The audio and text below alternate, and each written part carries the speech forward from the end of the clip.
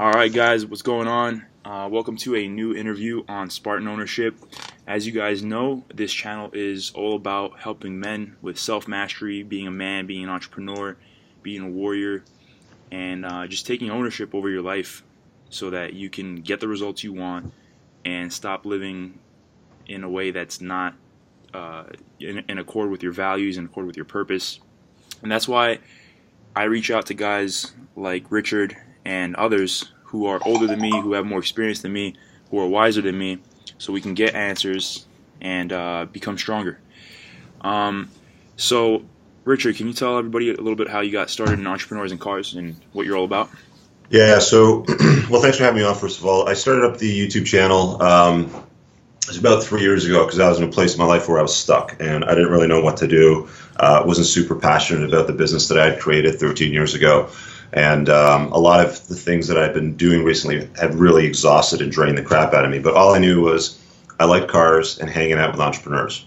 So I was listening to a podcast by James Altucher, and he was talking about idea generation, basically marrying up two ideas that you have and kind of like, you know, having idea sex with it and turning it into some sort of a business. And I just created Entrepreneurs and Cars, a YouTube channel. I got the website. And the initial thought was interview entrepreneurs in their success rides and tell the stories about the kind of shit they had to do to get to where they were at, sort of thing. So after about 4 or 5 different episodes, I quickly ran out of friends with cool cars that were willing to do interviews with me. You know, as you know, when you're starting up a YouTube channel and you've got less than, 10,000 subscribers, it's pretty hard to get somebody to talk to you. So I started filling in the gap with my own experiences in business, like dealing with things like, how I would hire people with parties and how I would fire people and how I would use lawyers to my benefit in my business. And business tips started turning into life tips, and people started asking dating tips. And really the channel's kind of just evolved itself into becoming a better version of yourself, taking ownership for your life, taking ownership for your shit, making better choices when it comes to life, making better choices when it comes to intergender relationships with women. I also have a coaching business right now where people book my time for one-on-one calls. Usually comes off a lot of the videos that I do. So that's kind of where I am now 3 years later. Awesome. Glad to have you here. Yeah, man. And I see you picking up a lot. You're at what, like 36,000 subscribers now? Yeah. Nice. And I like your content a lot because it's really geared towards men, and it's really like that, just almost like a dad or an older brother that a lot of guys wish they had type of wisdom. Yeah, I get that a lot. A lot of guys say, you're like the father that I never had when I was growing up. So exactly. I guess it's kind of flattering.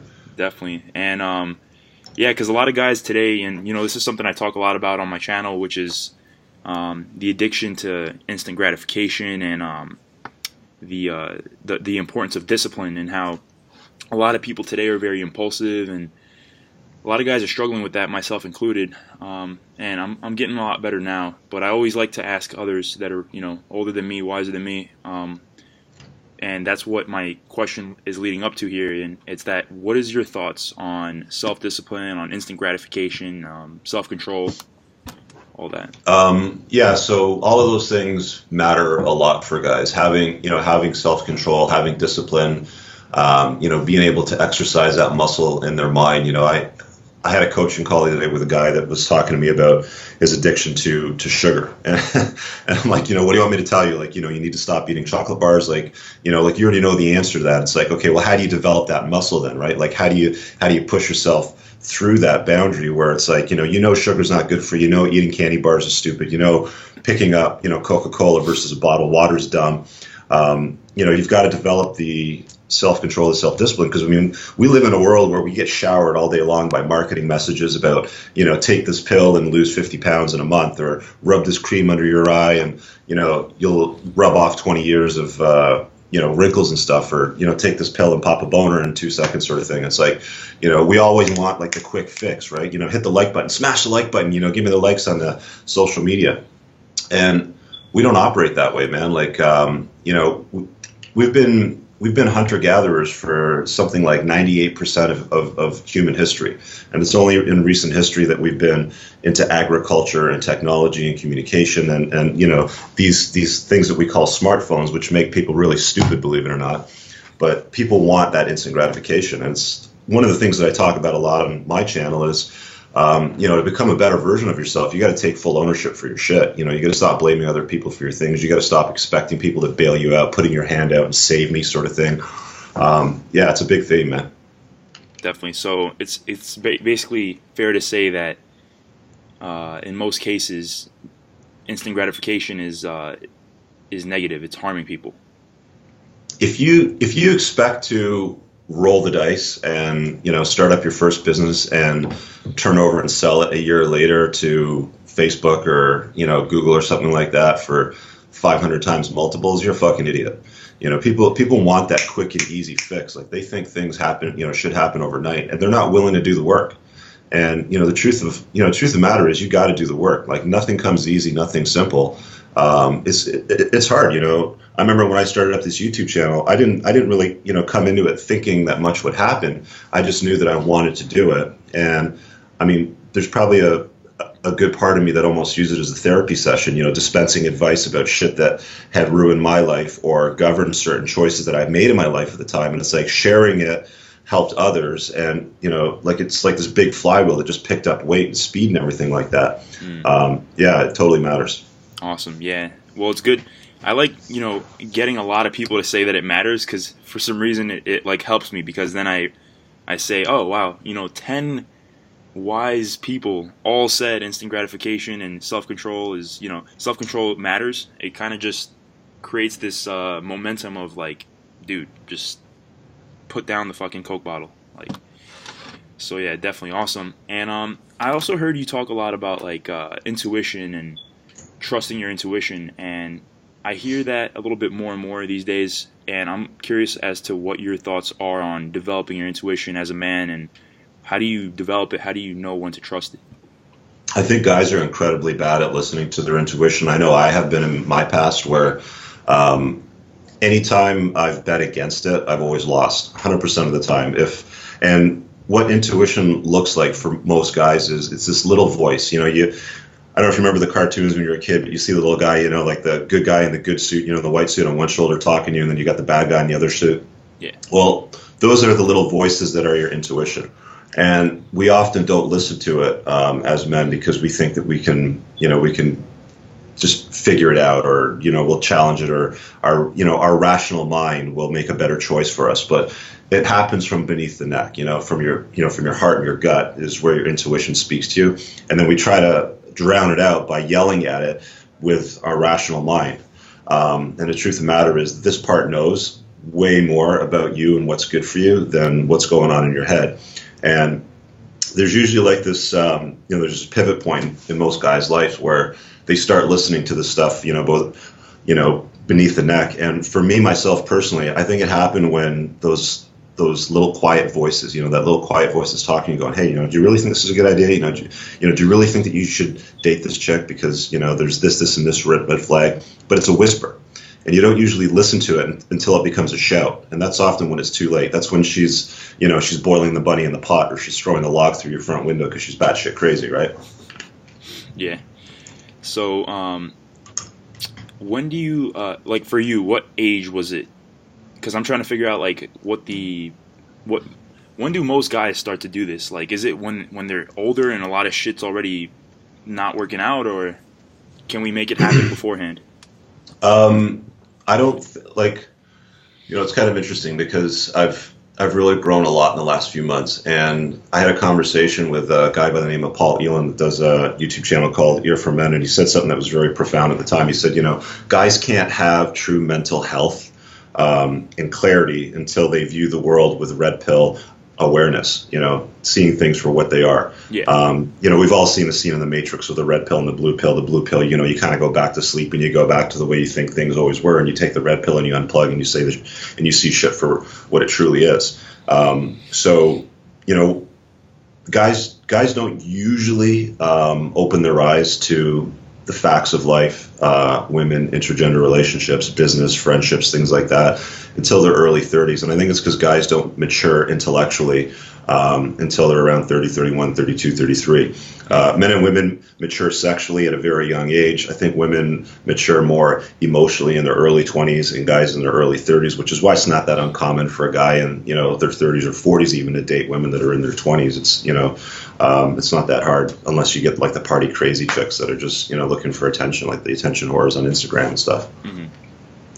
That's interesting. And you know, the other thing about that is the rational male and all this red pill stuff.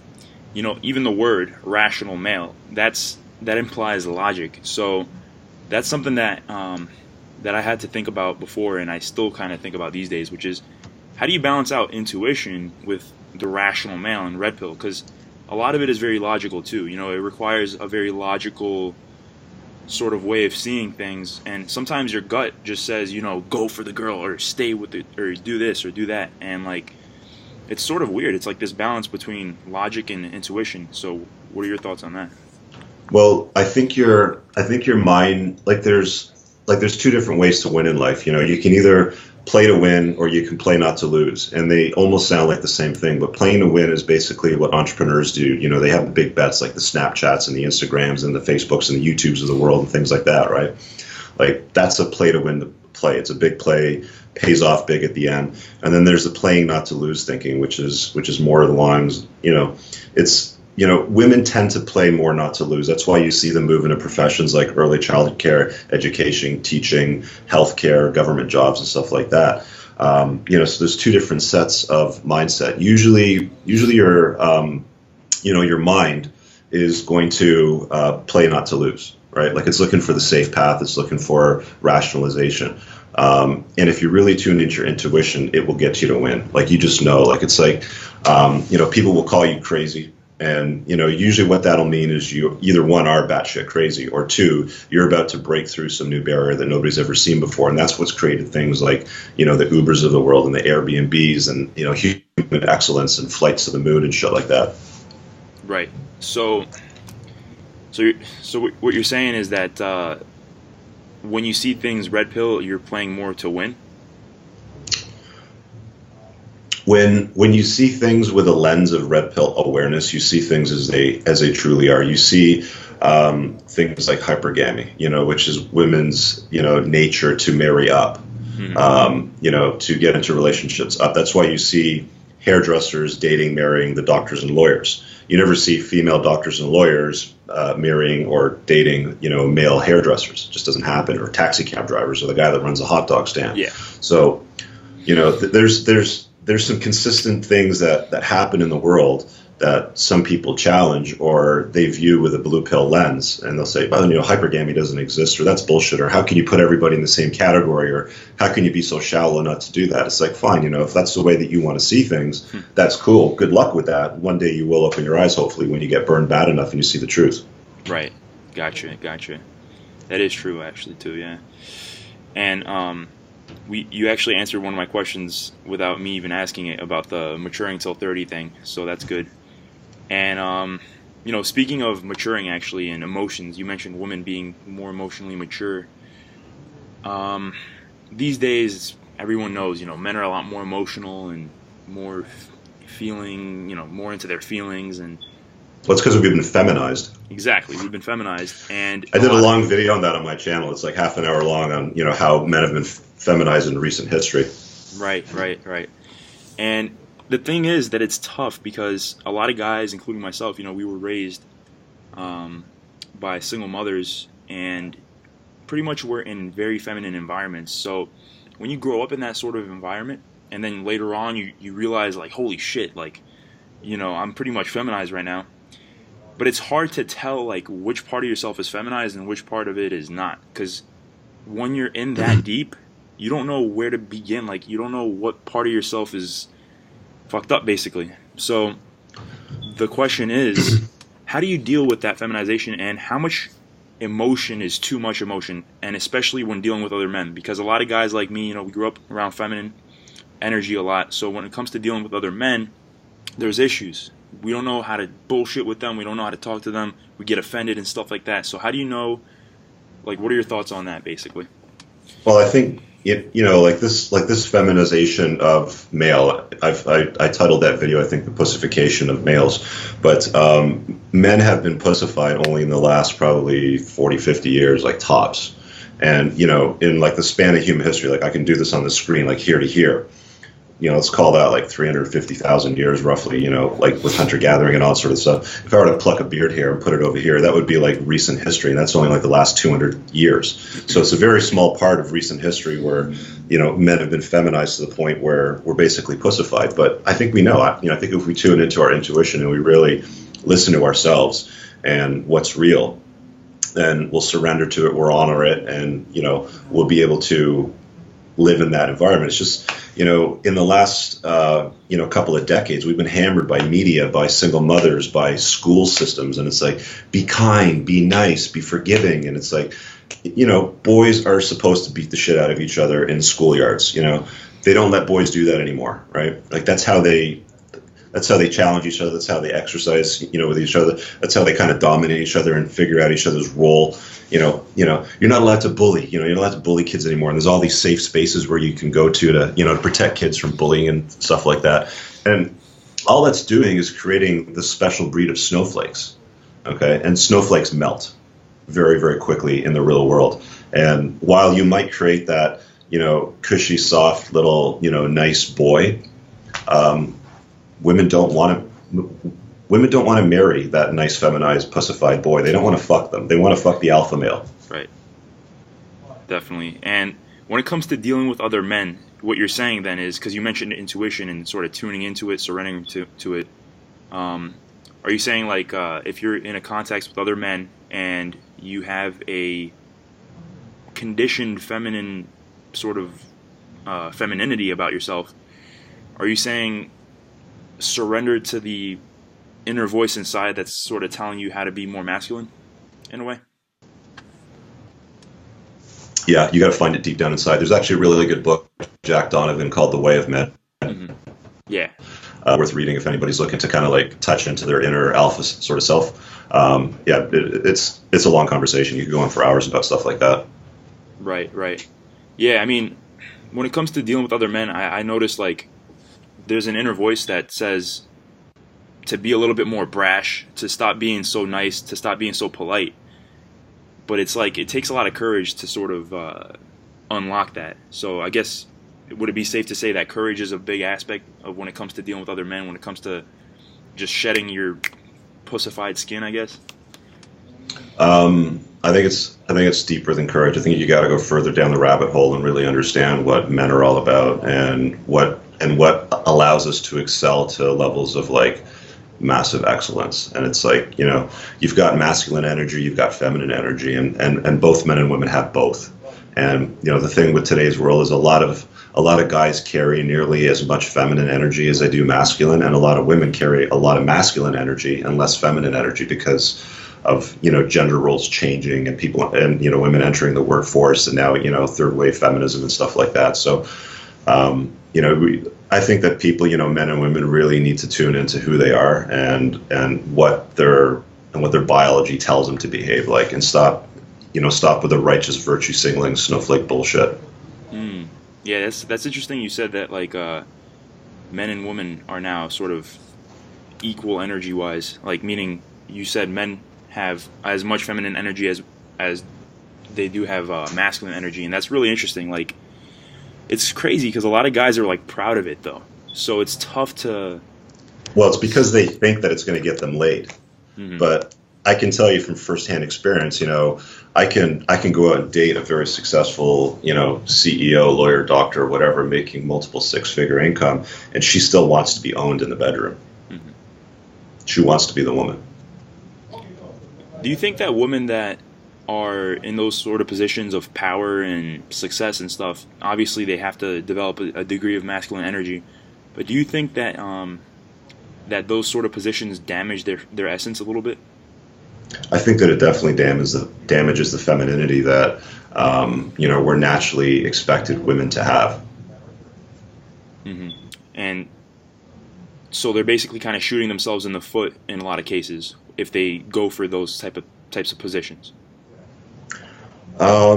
in some cases, yeah, when they go too far, I'm not gonna lie, I've been turned off by women that, you could meet and it's like, okay, they look attractive, and then you meet them in person and it's like, you're like a dude. Like, I don't want to roll around naked in a bed with you because you're like a guy. Like, you behave like a guy, you talk like a guy, you try to swing dick like a guy. It's like, I want a woman. Mm-hmm. Yeah, that's interesting. Because that's hot. Right. I saw this funny graph that Roosh made where he basically, it was like an XY graph, and it was saying how feminine women are and how educated they are. Mm-hmm. And the more they were educated, the less feminine they were in the graph. It was satire, but it does make sense that, a lot of these positions make them develop too much masculine energy, which makes them a lot less feminine in relationships. So yeah, like you see them, and if you go down, like I live in Toronto, so if you go down to Bay Street and you see these female lawyers, they've got the suits with the padded shoulders, like why do you need to look like a dude when you go to work? Like it's just, I don't know what it is, whether they're trying to prove something or it's a level of security. I get that there's women nowadays that want to take full ownership for their life and they don't want to rely on a man. Mm-hmm. It's a change in gender dynamics in the world that we live in today.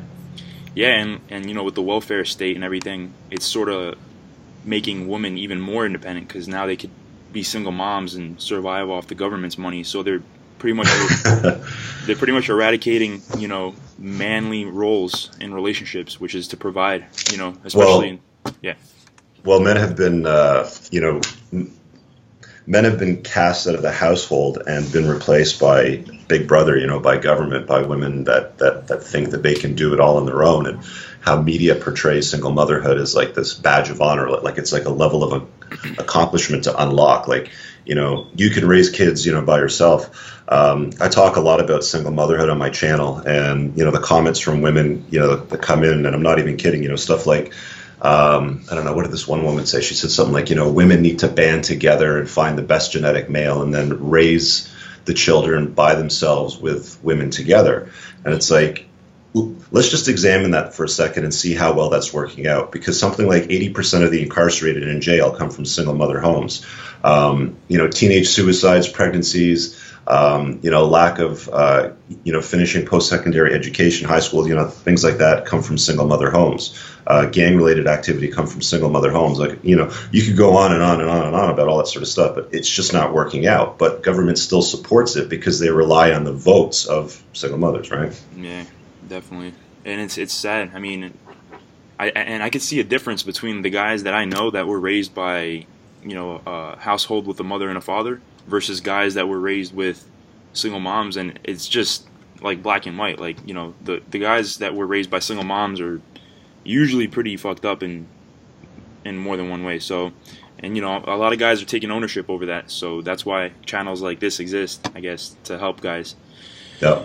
So, moving on, and we spoke about women a little bit. We briefly touched on that, and since this is more of a general sort of podcast interview here, we're kind of touching on a lot of subjects.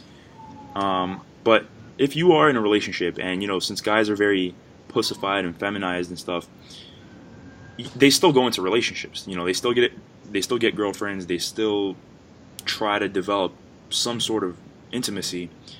Yet now they have to deal with a woman who has emotions, who has moods, who has mood swings.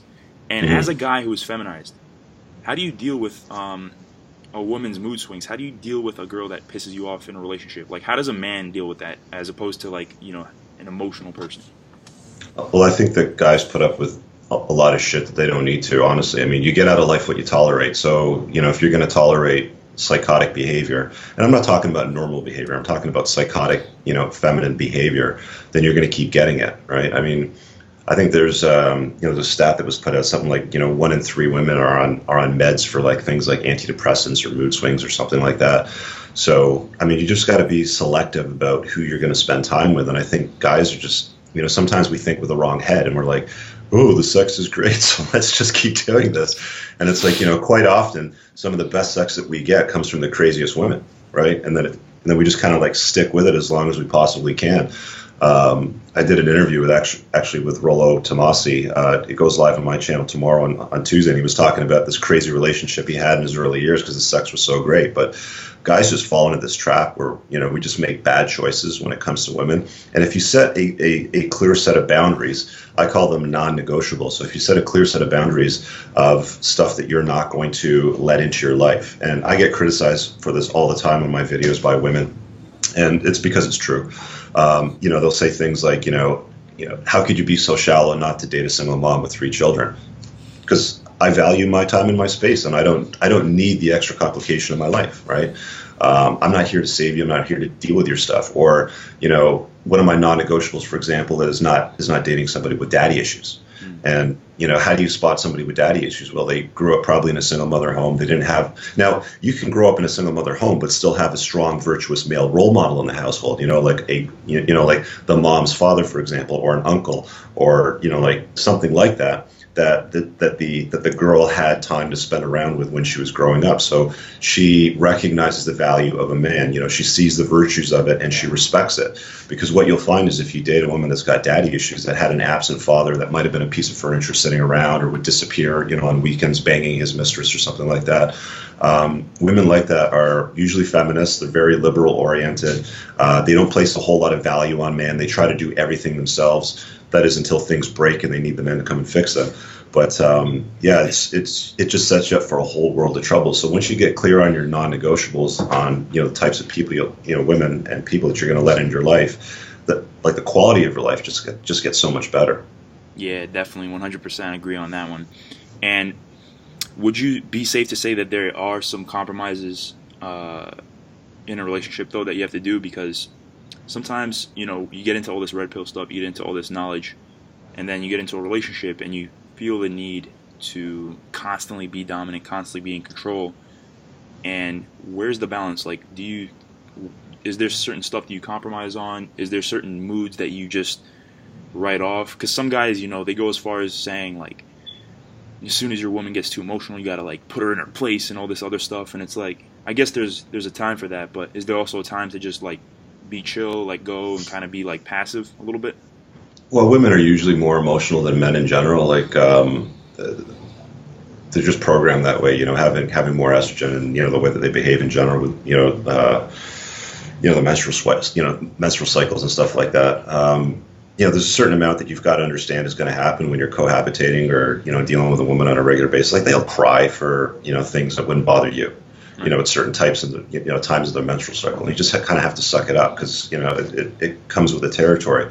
But there's certain things that are like out of control that you just can't. I don't think anyway that guys should waste any energy or resources pandering to. Women that are jealous, for example, if they have like emotional swings and they get into jealousy swings and they start like digging through your private possessions or making up things in their mind about shit that's like going on that's really not true, or trying to connect dots that aren't even factual, then that just becomes emotionally draining. So, you've got to be clear about, what is acceptable as far as, like emotional behavior and what's like totally irrational and you don't have time for. Right. Got it. Perfect. Cool. And speaking of dealing with emotional people and people in general, a lot of guys, since they're feminized and basically are too polite, too nice, nice guy syndrome, there are still assholes in this world. There are still narcissists, people that have bad intentions, but guys don't know how to deal with them. Like, on one side you have the alpha male kind of dude, but that's like, 10% of people, 10% of men, I guess, or 20% of men. And those guys usually know how to deal with assholes. They know how to deal with, they know how to assert themselves. But for the 80% of guys, how do we learn how to deal with assholes? How do we learn how to deal with narcissists and people that, like, just, how do we assert ourselves better? Well, the way that I see it is our time on Earth is limited, and I know that I'm going to die one day. And, like I see, I see my days, my weeks, my life as this energy bar, like a video game.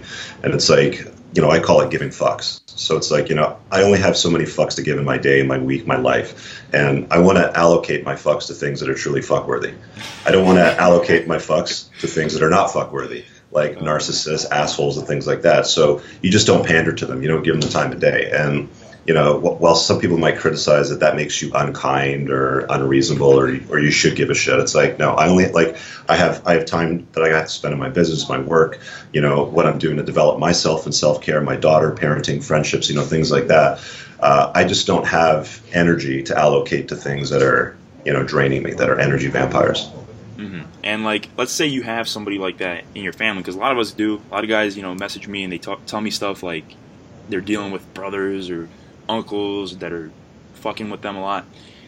How do you deal with people like that in your family though? Because I get the whole concept of the not giving a fuck, and I really like that. I'm probably gonna use it now. But how do you do it with, I guess, a little bit of social savvy or something? Like, do you insult people sometimes to put them in their place? Is anger a viable option, or is it calm explanation always? You know what I mean? Any tactics on that? Well, anger is a legitimate response in the face of injustice, right? Okay. So it's a natural reaction. So it's okay to get angry. When you get angry and you pick up things and you throw them around or you hurt somebody, that's not okay. But back to your original question of family, that are draining you or exhausting you. I actually did a video the other day on my channel on that. But there's no new set of rules. There's no this is the rule book for everybody else, and then this is the special rule book for family over here, and let's pull this one in sort of thing. It's no.